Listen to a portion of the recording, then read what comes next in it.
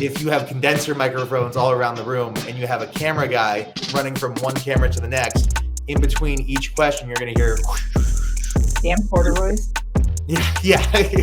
Not all animation is created equal. You have everything from, something as simple as motion graphics to more basic animation all the way up to 3D. So, and now one of the nice roles that AI can play is it can provide some concepting. Hey, welcome to the second part of our two-part series on honest budget discussion, where we go through a bunch of case studies discussing different parts of the budgeting process when it comes to video marketing. So please enjoy the second half of this great discussion we had with Alyssa and Kelly. So something I've seen before, and we're actually going to talk a little bit about this client project as well, is we've had projects in the past where you're doing upwards of 20 videos, right? 20 to 30. And we understand that those can stack up after a bit. And so in this particular scenario, we had a client, they were executing on a series of animated videos, and total deliverables was like 22. It was a decent sized project. And the cash flow for them was like paying a 50% would just be crazy out the door, especially for a project you're going to be working on for months and months. I mean, this was, I think, probably around the ballpark of a 6 to 7 month total project runtime. And it was done in multi-language as well. So in this scenario, they chose to leverage taking a total strategy of we're going to do X amount of videos over a certain span of time, and then break that up into a monthly retainer or subscription model where we're paying a fixed rate. We're spreading out the budget so that it's more manageable from a cash flow standpoint for our leaders. And that way we're able to continuously execute on pieces of this project at a time and chip away at it, Kelly, any thoughts on that strategy and where it's beneficial and maybe if there's scenarios in which it's maybe not as beneficial? Well, I think you just hit on it. If you have an initiative where you need multiple ongoing videos, I think that type of retainer subscription model is brilliant because it does make it very much more appealing and much more affordable to be able to do. I think anything, once again, with these typically fall into larger programs and initiatives where you need multiple videos. And that particular scenario actually was the case when we were working with a healthcare system, and they needed something like 150 physician profiles. That means we had to go out over a year's period and literally film 100 different physicians. And we use that same particular model as well, is kind of a monthly subscription of, all right, we're going to knock out 5 physician profiles every single month. And it'll just basically be an even, split so that they're not having to do it 50% ahead of time. Yeah, Trip, I'm curious, also from just utilizing your archive, right? When we're talking system level, where you're building out a library of content as opposed to, just a couple a la carte pieces of content at random times, how do you feel like marketers can take advantage of now this library that they're building? Yeah, I think there's so many different ways you can do that. But the most important thing, I think, using those words system, is creating a content system. James Clear, I'm a big fan of his. He's the author of Atomic Habits. He has this quote saying, "You don't rise to the level of your goals, you fall to the level of your systems." And, content is the same way. You're not going to get out of it until you put faith into a system, right? If you have a 1 hour presentation and you want just to post that 1 hour, you can. But if you take that 1 hour presentation and you take different highlights, different topics from it, and then create 5 additional, shorter 3 to 5 minute videos, you can post those alongside, teasing it, and then you can even go a little bit more micro and social post verticals, get 6 more of those to match the 6 other videos. Then you have 18 videos off of one opportunity. And so take that, say that takes you a whole year or just a whole quarter. Then you can come back 2 quarters later and say, you know what, I really like those talking points, but if we mix that up and add animation, we can get a completely different video that we didn't even realize. Or the example Alyssa gave, all those interviews from the one-off video that just kind of hit the cutting room floor, you can resurface those, you can resurrect those, you can add animation, you can add motion graphics, infographics, new information. Say you got FDA approval, you can change, VO, and you have a whole new video. So it's really cool to kind of have this access to an archive.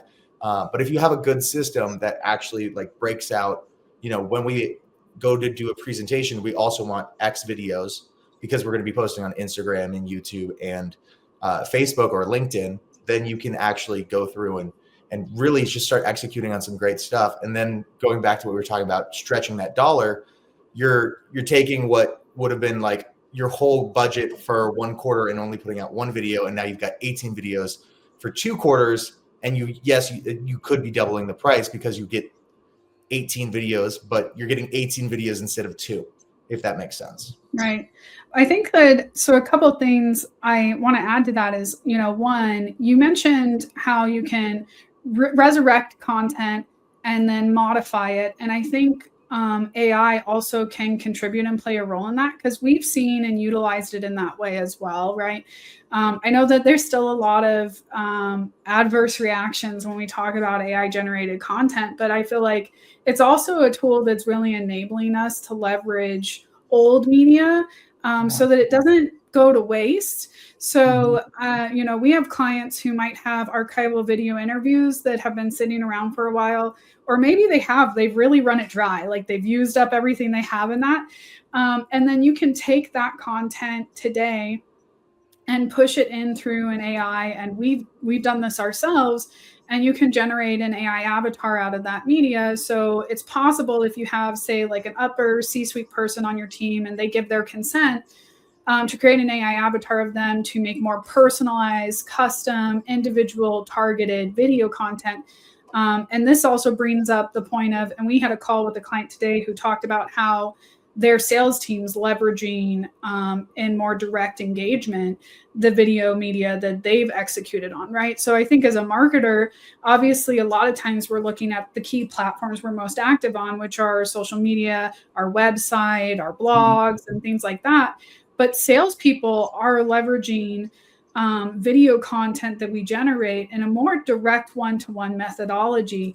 And I think that that's where it offers not only great benefit, but more direct ROI, right? Because in your sales systems, in your CRM, it's much easier for them to track and see, oh, I sent this email sequence out that had this video in it.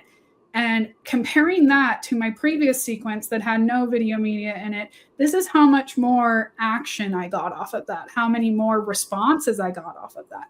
So if you're a marketer who wants to help, support your company by using video, but also really showcase to your leaders hard ROI metrics, sales is a great place to take advantage of that. Yeah, that's a great, another pro tip is if you can make it short and consumable and accessible to your sales team, it gives them the autonomy to be able to grab some of these and send them out to prospective companies. I just spoke a little bit about how we can track ROI once we have that video strategy enabled.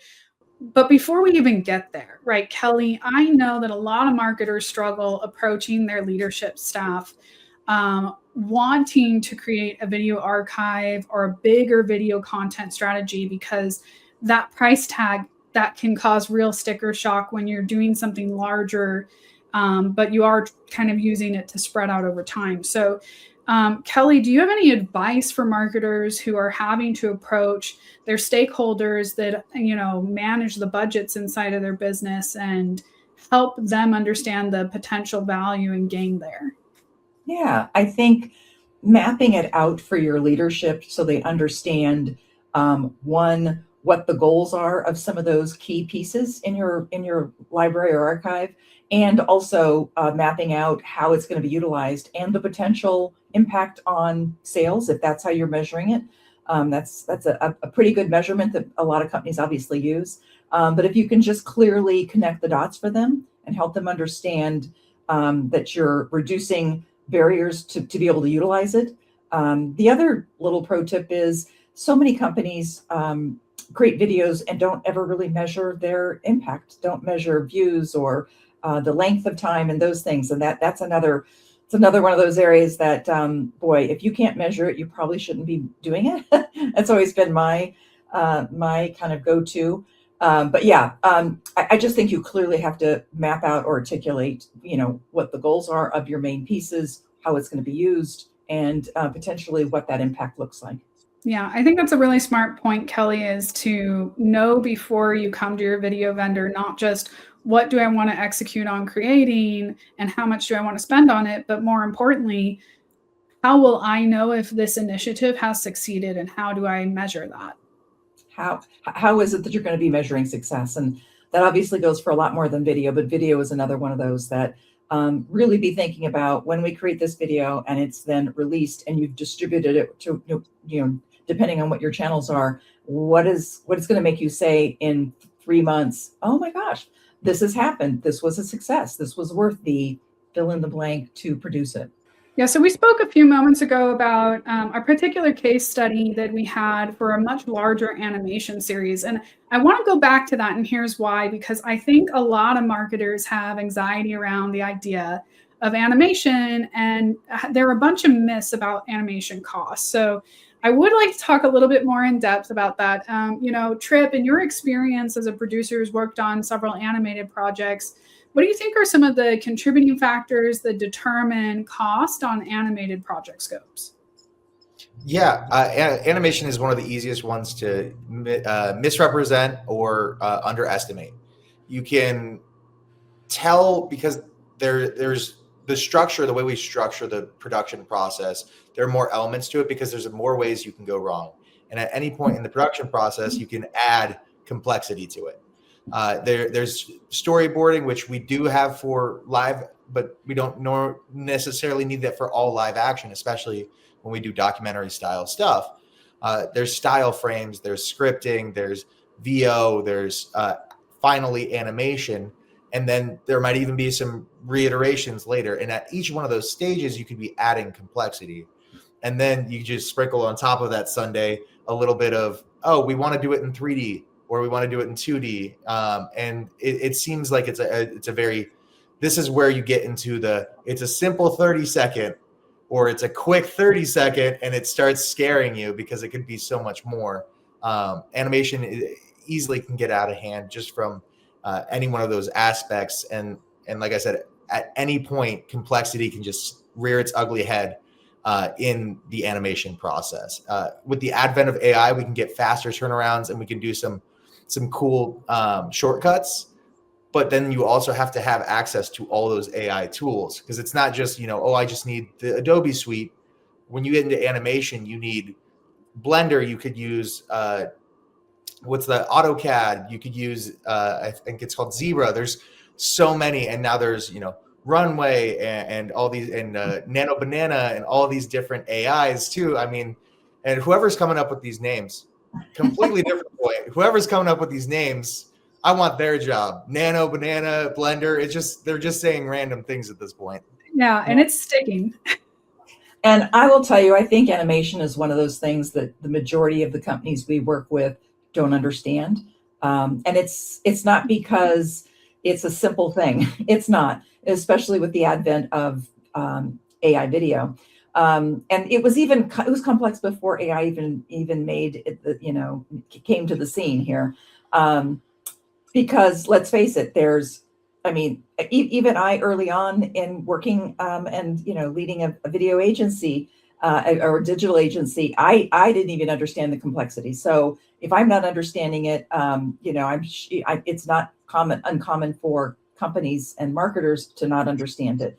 Not all animation is created equal. You have everything from something as simple as motion graphics to more basic animation all the way up to 3D. So, and now one of the nice roles that AI can play is it can provide some concepting attributes as well, so that you can see a little more. You can see that vision that you're looking to to create kind of come to life in a way that allows you to tweak it before maybe you go into full production. So yeah, so just to give kind of like a cost comparison, because this particular case that we're speaking about, again, we mentioned that it had a total of 22 videos, all animated, and they were, you know, some of the shorter ones were probably close to a minute. Some of the longer ones were maybe upwards of 3 minutes would be the most. That series, again, being as many videos as it was, I've actually done a similar animated project. Well, not similar actually in the content, but a project that was the same exact budget, which is somewhere in that ballpark of the, you know, 70,000 to 80,000 range. Similar project in the past at another company where it was only 3 animated videos, but they were two-dimensional, but it was completely original human made. All like the full environments were drawn and designed.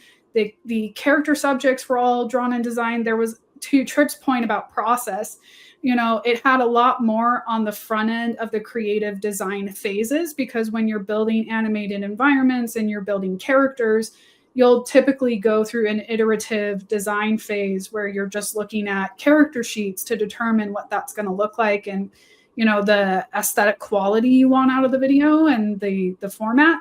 So it was only 3 videos. They were probably a little longer, like, you know, maybe upwards of 6 to 8 minutes.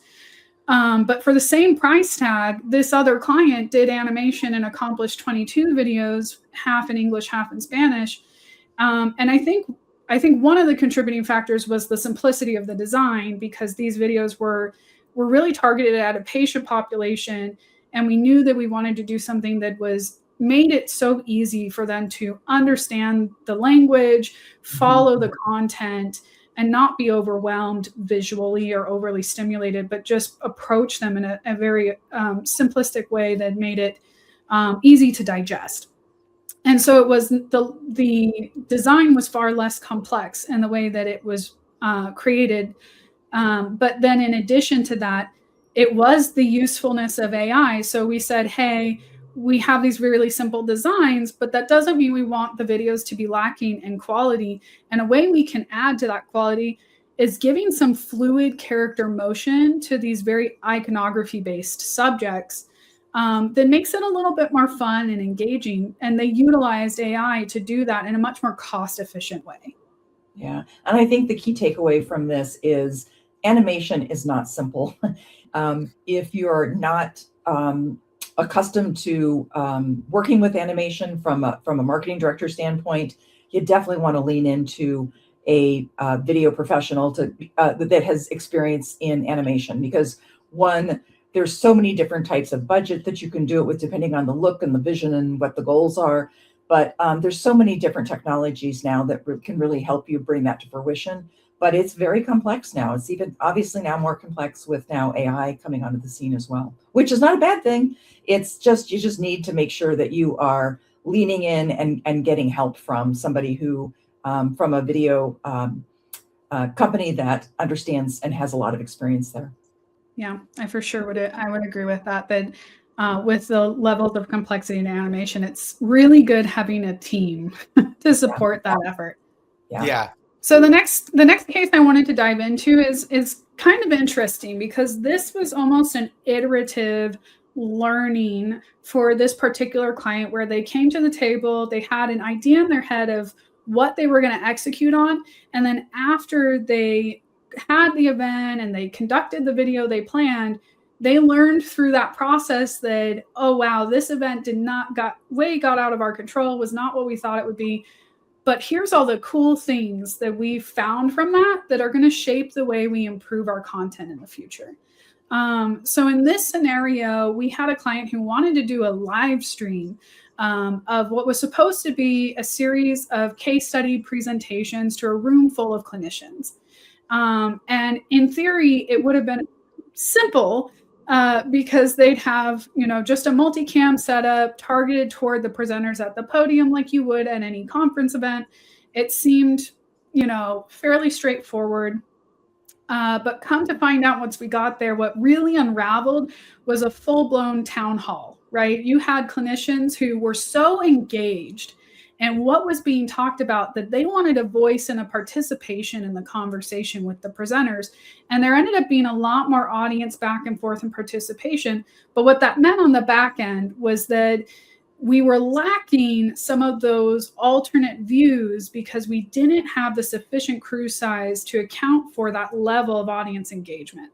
And so what we said is, hey, we love what we did for you and we know you're happy with it, but next time, if we increase the budget by just this much, we can bring in the extra resources that are going to help you make something that has a lot more lifespan after the event, right? Instead of just using it for the live stream, think about how much more engaging this will be for audiences outside of this event environment to go out and continue sharing this or taking snippets out of it to use for your social platforms. So this was kind of a unique case. And they went from somewhere in a ballpark of like a 20 to 25,000. And then after the adjustments from the learning experience, we said, okay, probably closer to 30 to 32. And that's just for that one event.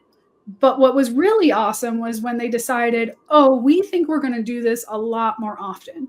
So they decided, okay, let's package it together and let's trim this. And really what they're going to end up spending is almost the same as they did the first time around, to get a much better quality product, because they're bulking those things together. And that means a lot of the overhead, creative, coordination costs get trimmed down because there's an economy of scale. So this was really an interesting case. And Kelly, because we're talking about clients who did some iterative design, I'm very curious in your experience when you're working with marketers to plan their video projects. Do you find that this is a common thing where they do a project and then at the end they look back and they're like, oh man, I wish I'd thought of this, or I wish I asked your team to do that? Like, what are some of the things that come up for marketers that they look back and regret that they didn't think of before the project? Yeah, I think one that we see commonly is you'll have people who are being interviewed or are doing a presentation, and all of a sudden there's this magic emotion, and you see clinicians getting very excited and very thrilled about something like that, to where in order to maximize that and capture that and be able to utilize it in a different asset, you should have done like a kind of a breakout interview with them or something while they were there, instead of, missing that magic in a bottle. I mean, the scenario you're painting, I'm curious, what could you have done differently to know that this was coming up? Or did you just kind of have to go through it the first time in order to see all of these aha opportunities? So I will say that I think that one of the internal struggles they faced was just a communication breakdown between people who are on the floor and experiencing these events on their team and people who are in the marketing department that may not always be actually at the event. So they have these area managers who are actually an active part of events. And as soon as we got there the day of the production, that individual met us and she said right away, hey, just so you know, they're going to interrupt. They're going to ask questions. And I thought, boy, would that have been nice to know ahead of time. Okay. So I think some of it was, as a marketer, if you know that you have someone who's managing your events or an event team who helps you execute on these things, they are a really great team member to connect with and get their experience from, because they likely have insights that could reshape what your video strategy is. So could you tell us what, now that you've already lived it, you've been through it, now, if you were to do this again and you were the client, what would you plan differently? Would they be breakout interviews? Given what you went through, what would you have done to really enhance that? So I do think that the pop-up on the fly interview type thing is a great idea. In this scenario too, I will say that it was kind of a later event. So I think that part of it would have been maybe coordinating things a little differently to give myself some padding on the front end of the event, like I don't know if you know this, I'm sure you do. Clinicians are late to everything. They're chronically late. Yeah. So I think giving themselves a little wiggle room at the front end of the event. Yeah. So yeah, people are supposed to be here at this time, but there's like a good, I'd say like 45-minute buffer before we start, serving dinner. This was a dinner event in particular. So whatever that event is, whether that's our presentation will start, 30, 40 minutes after everyone gets there. that gives those clinicians come in, and the first thing they do, honestly, is they see people they recognize and they chit chat, and they should be allowed to have that. And I do think that actually even enhanced their attitude and their approach to being an active participant. I think what the client did right, one, was I think they invited a selective group of clinicians. They created a really great ambiance with the location that they picked. They fed them dinner, so it was, you know, giving them a free meal to leverage that to get them to participate and engage. I think what could have been, you know, made it even stronger from a video standpoint, both for the live stream and for the use of that content outside of that live stream environment afterward, would have been, so they had a standard 3 camera setup that's a locked in position. We really needed more mobility. So first of all, what that might look like, that it probably means bringing in an extra camera operator to be on a fluid head so that their camera can be moving a little bit more to follow subjects as we're shifting conversations. It probably would have meant bringing in an extra camera, maybe on a rig, with an operator to be moving around the room and capturing, you know, audience engagement and discussion and getting those people. I mean, in this case, everyone who came in was signing consent. So I think, again, they could have easily been doing that, as long as you're being conscious of ensuring everyone who's participating in the event is signing consent forms to be recorded. Yeah. So I think that's something that would have helped, at least with the content. Now, what we did do that I'm so glad we did, because it was completely precautionary.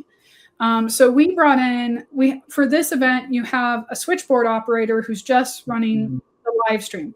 Yeah. Then you also had an audio engineer who was running the live sound, but also feeding to our stream and to our recording. And so you had to have a really good qualified audio engineer who understood those tools and was able to collect the right resources to make that happen. And our audio tech, he was phenomenal, did an amazing job. What he did in advance of the event during our setup was that he put extra condenser microphones throughout the space so that we could capture on the fly commentary from audience members. Because in the end video, you would have not heard anything anyone in the audience was saying if you had not had them. Now, what would have amplified it even better would have been if we had had a couple runners. So like, you know, we could have brought in production assistants, or the client could have brought in some of their marketers for the event to be holding onto handheld mics and running to audience members to give them a microphone. Because while those condensers can pick up some of the sound, the quality and volume of it really isn't the same as someone having a mic, like, you know, a few inches from their face. So I think that there are a lot of little things that could have been improved upon that would have amplified the quality. And I truthfully think it wouldn't have been such a drastic expense increase. Yeah, it wasn't worth it. Trip, you know, for events like this, or, you know, other similar projects, what do you feel like is a good indicator to a client that it's time to amp up the crew? How can they tell, when might I need a specialist like an audio engineer in this scenario, or an extra camera? What are some things that contribute to that decision? Yeah, I think it's margin of error is generally what I think is a great indicator. When that margin of error is razor thin, like with a live stream, right? You're going out to a live audience. You need, you know, like a nuclear reactor. You need one person turning one key. You need one person watching to hit this one button. So you need someone just dedicated to audio. And I think where we a lot of times actually get the most out of our budgets is that we have people on our team who they'll fill any role. You know, they're going to be the camera op one day. They're going to be the producer the next. They're running audio while also getting critical focus. In a situation like this, you don't want that, because if you have condenser microphones all around the room and you have a camera guy running from one camera to the next, in between each question, you're going to hear whoosh of someone's, you know, running around and their pants are just, you know, rubbing together. Until, damn corduroys. Yeah. And there's going to be so many different issues with that. Your task switching in your brain, and you're going to, you know, have issues with that. We've had issues with that. I think Kelly talked about it earlier, where, you know, we've done that, where we've cut crew size to accommodate things. And you brought up that point about the producer as well. Having that producer on set really helps alleviate a lot of these problems for the camera ops, so they can just see, does this look good? Does this sound good? It really helps focus. So I think margin of error, when it becomes razor thin, you want just like someone who can handle different things. They're working, side by side. You want like 5 people who are each an individual part of a hand. They're each their own finger of one hand. You're a team. You're not 5 individuals trying to make it work. You're working together in unison, taking care of one job. Because it's assembly line mentality. Thank you for making those really valid points. I do want to hop into a few. I have a handful of questions to help us kind of close out. And I know that this will just turn into more discussion, so cut me off at any point. About from a marketer perspective, but I want to talk, Kelly, like as someone who runs their own business, as a partner in this business. I really feel like you have some key insight from a high level among those leaders inside a business about the strategic value of having a content plan and executing video in a more strategic methodology and pacing it out and having consistency. So I'm very curious to know, what do you feel like, if you're talking not just to marketers, but really to, entrepreneurs, CEOs, those people in that C-suite tier, what do they need to know about the value in having video strategy? I would say that video is kind of the workhorse of the marketing area, in that it is something that is so versatile and can be so easily monetized. But in order to really take advantage of that, you got to slow down, take a breath, and think longer term. Once again, I'm not talking 5 years out. I'm talking 6 to 12 months. And I think we, even as a company, a digital company, we find ourselves falling prey to this, that you're just so busy trying to finish the next project and bring on the next client, that you forget to stop and think out. And I would probably say that a lot of marketing directors think, oh my God, I have no idea. I mean, you've got big initiatives and goals and things like that. But if you can just stop and sit down and really think longer term, even if your strategy needs to be tweaked, and it usually will be, right? I don't think anybody is so good at being able to forecast and come up with a strategy that there's no changes. But you have to not be afraid to make changes in that, and take time. I mean, I think it costs you so much money in developing video if you're trying to do one-off projects all the time, and you're not really leveraging, okay, we're going to go out and do a customer testimonial. What other footage could we get? Is there some thought leadership footage that we could get from this customer? Are there patients that are going to be there that maybe have used your product, that maybe there's an opportunity there? It's just a matter of really stopping and thinking longer term, whether that is by a particular project, or just more specifically thinking about what you're going to need in 6 months. What are you going to need for social? What are you going to need for thought leadership? What are you going to need for sales? Is there something that maybe the sales could utilize from a clip that you're going to get from one of your projects? Yeah, I also think that there's a couple of great takeaways from that. And one is, having those people participate in those conversations. Like, I think a lot of businesses or even leaders might operate in a silo where they're trying to have this big picture view, but they're not necessarily bringing in their salespeople to say like, hey, do you see value in having a tool like this? How would you leverage it? Where would it be helpful for you? And or even customer service, right? Like, I think there's a lot of crossover that marketers sometimes underestimate, that it could even help contribute to cost efficiency as well, right? Like, could I create content that's multi-purposed in the sense that it does promote our product and our service, but it's also maybe a good patient education tool or a good clinician education tool that our customer service team would leverage as well. And can be some budget sharing. Yeah, and you just hit upon another thing, that is breaking down the silos so you can have a more strategic view of how you're going to utilize video as a company. Great example. We work with several companies that have roughly 3,500 employees, and they have specific product areas. Maybe one is oncology, maybe one is organ transplant, maybe one is women's health.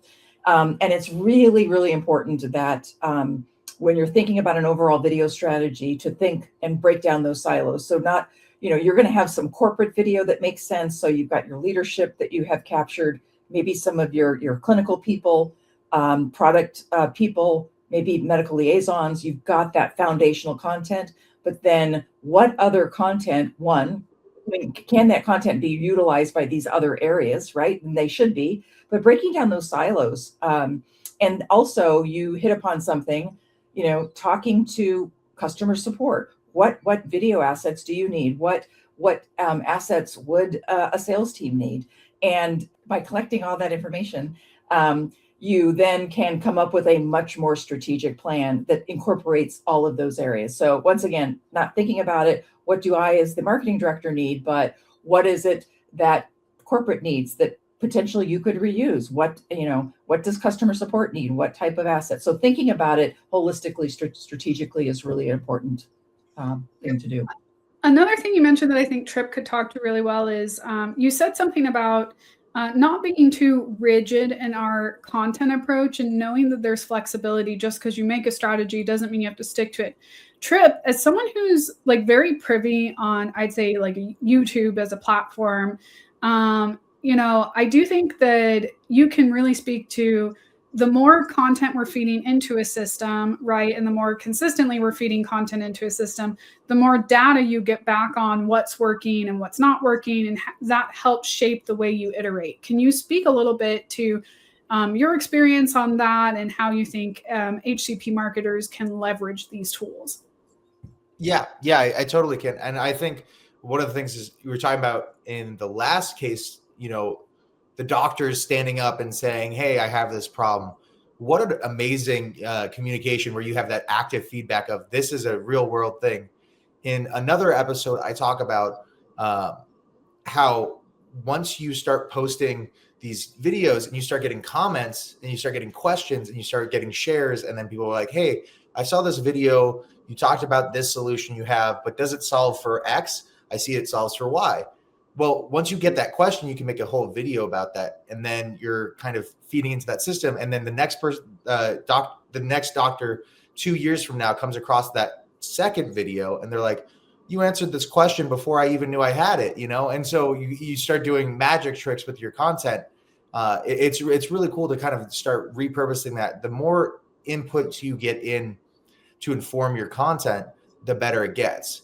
There's so many different metrics that go beyond vanity, right? You can see average watch time, right? Mm-hmm. I've been on channels when they're just starting and it's like a minute 47 of a 45-minute podcast. And you're like, that's our average watch time is a minute 47. That's not great. People are turning it on, getting to the intro and leaving.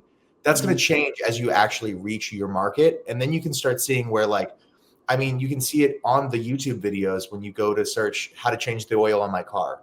Right. It has this little bar graph of, what spiked at what point, like how much people are viewing it each time. And so you can start seeing the topics that really start hitting, and you can start getting actual effective content that's just never missing. Yeah, I think that's kind of the hard balancing act between not being so rigid and sticking to a strategy, but also not giving up too early on something just because we see some of those initial numbers and they scare us, right? Like, oh, we're not getting enough views right away. We're not, seeing this turn into clicks to our website right away. And it's like, you have to be consistent and committed to something before it's going to start producing results. So that's a completely valid point. So I think we've talked a lot about the repurposing of content that's in your archive. I'd like to take it back even further, Trip, as a producer.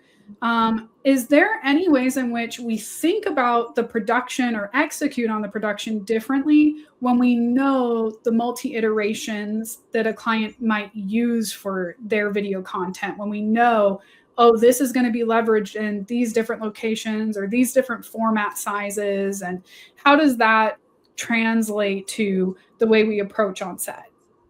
Yeah, I think one of the best bits of advice I've ever heard is focus on the top 2%. And it's kind of saying like, when you're making decisions, you gotta think about the macro view. And it works really well with a lot of production because, framing a shot can change, can be framed anyway. Like you can do a hero shot, you can do a Dutch angle, and they're all going to communicate something different.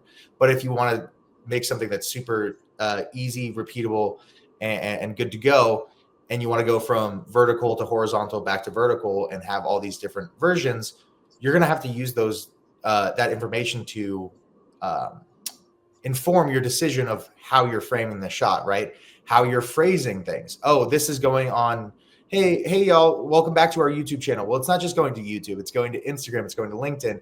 These are all things that can kind of vary as you're going through what we see this distribution looking like in the scripting, the content, the beginning. So it's really the best way to focus on that is just to remember what the overall goal is and then start shaping things, right? Like if you have animation assets that you can repurpose and reuse, making sure that they're, good looking, they're simple, they're not, too intense. So you can reuse them and you can animate them differently to add contrast. So it's not always looking like the same thing. You gave a great example in the really big, I forget how many videos it was. It was a few case studies ago. We've talked about so much, forgive me. But it was, you said that there was a little bit of AI addition to create some dynamics to an existing video which would be kind of a small thing, but in a project like that, you really want to focus on the top 2%, what the end distribution goal is and focus on getting just widely usable content, if that makes sense. Bubble that up from the lens of a healthcare marketer. So I'm a healthcare marketer, and what you just said, how would they talk with their video partner in order to make sure that is being executed properly?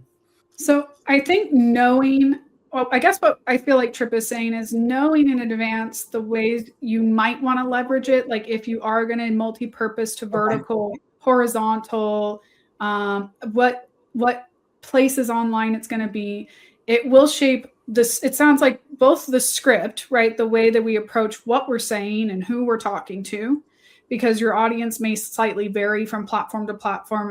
And also we don't want to say YouTube when your videos they're watching it on Instagram. And then the other part, other than script, is the way we format and frame, which is, I agree with Trip, is true.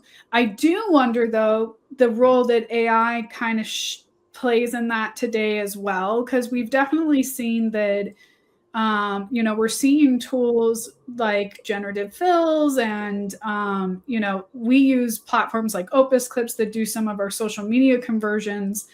So I do think some of that is reshaping the way we think about how we can take media that was made for one format, reshape it to a new format. I think something our team leverages, and Trip, as someone who's also a videographer himself, can probably speak better than I can to this, but it's kind of funny because I know for a lot of clients, you see like cameras that are 4K, 6K, 8K, like it's just growing and growing.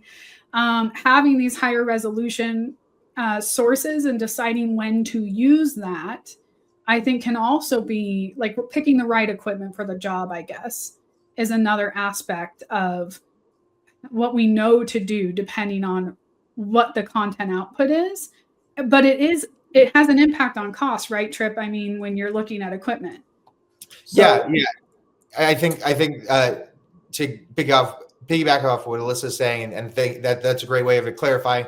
I do speak in a lot of analogies and metaphors a lot of times. So yes, the idea is that they would looking at the macro view, like say your end goal is that you want to, Kelly gave the example of 150 physicians in a healthcare system, right? You want that end piece to be going out to clients, but say you only have like a shoestring budget.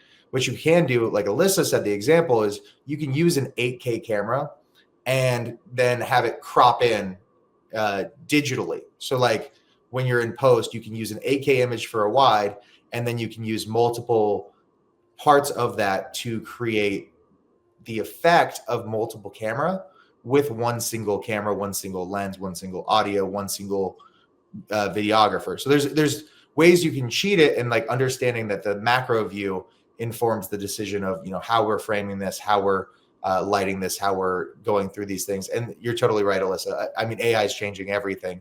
I have a feeling there's going to get to a point where it turns back to, it might be cheaper just to do it yourself, or, there's just so many different options that you can't have them all and you can't be well versed in them all. But I do think that the best idea for HCP marketers is to keep your eye on the top 2%. Kelly, I jumped in front of you there. Sorry. No. So I'll just summarize. So it sounds like this kind of circles back to basics. From a marketing director standpoint, they're not going to know the angles and all that. So from a marketing director standpoint, it's just clearly identifying what channels this is going to be used, what's that goal.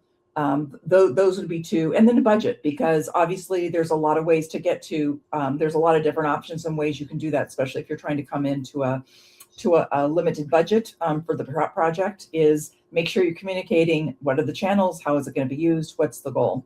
And once again, that's kind of back to fundamentals and basics.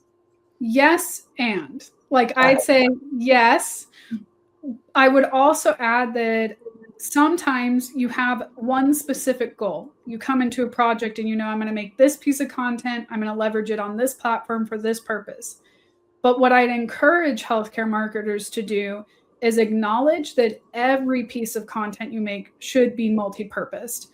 So I think that it's really important when you're thinking of a project to think, okay, yes, I can use it in this way, but I'm going to have this person in a room and I'm going to get 15 to 20 minutes of them talking.